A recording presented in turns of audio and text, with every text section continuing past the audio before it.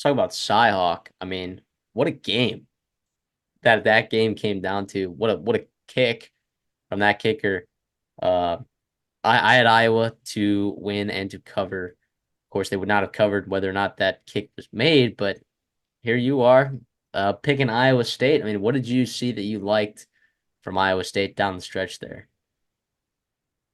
I was really impressed. Obviously, we know those receivers are really good. I talked about Higgins and his big body being able to make plays, and you saw that. Obviously, Noel had the long touchdown on a really nice route develop concept, and Beck hit him in stride. He did not have a ton of time early in the first half.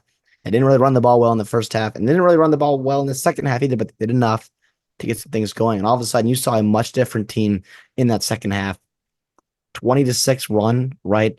Over those final two quarters was really, really nice. And Iowa, again, a team that you do worry about closing out teams just because obviously not about their defense. I feel really good about their defense still, right? Iowa State's got a good offense. They really do. And Iowa, I thought played really well, very physical, very fast and disruptive early on.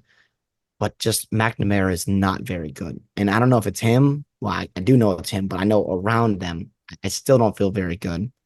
I mean, what ridiculous. I mean, Caleb Johnson was the only kind of production all day, and he had the long runs, and then they shut him down in the second half. And then it was just kind of Iowa State being able to just get the ball back enough times to score. And I don't know how I thought they were going to lose there at the end. And Iowa State obviously heck of a drive. I mean, how often do you see that in 28 seconds to go down Yeah, 40 yards in Kinnick, right? That really, really impressive.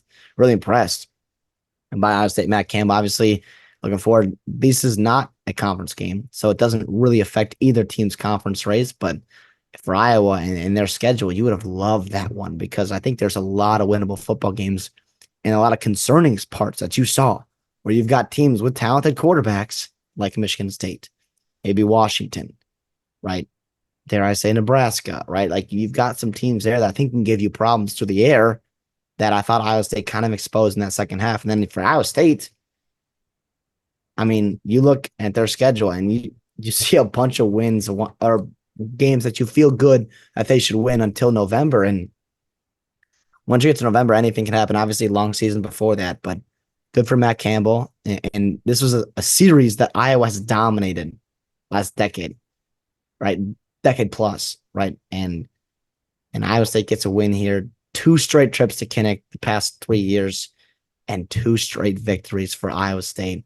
Super, super impressed by that and what they did. This was a fantastic game. Say what you want about, the flash and Iowa's offense and everything else, but the atmosphere was great. It was on CBS, which was hilarious to watch those guys have to call Iowa's game and all that stuff after seeing them, used to with Alabama and the SEC, Jaden Daniels last year and all that stuff. The total contrast there. It was awesome. And obviously a lot of change with the TV networks and everything going on with college football, but still worked out great. The product was still incredible. And obviously, big time win for Iowa State. yeah, it was. I mean, look, Iowa. This wasn't a game that I was counting on them winning necessarily when I took their over 8.5 wins at plus 160, but certainly would have helped. Certainly would have helped. I don't feel that much different about Iowa. I mean, I think obviously they Right. struggled through the air. Like I still don't feel that different. Like they still struggled through the air offensively. Maybe the Illinois State game. Uh, you just there's still issues there with Cade McNamara. Like I'm still wondering if we're gonna see Brendan Sullivan sooner than later. To maybe add a different element of athleticism at the quarterback position. Uh, yeah, it wasn't looking great. Although Caleb Johnson looked awesome last week, it was Molden. When's it going to be LaShawn Williams? It feels like they got a nice kind of three-headed monster back there to spell, because Lord knows they're going to need to run the ball to win games as long as Cade McNamara is their quarterback there.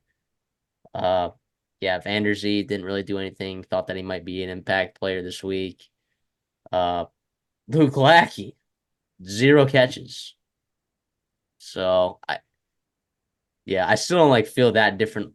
I don't feel that much different about this Iowa football team after the game, although it was interesting to see Iowa State have success through the air. So it's something I'll be monitoring. That is something I'll be monitoring.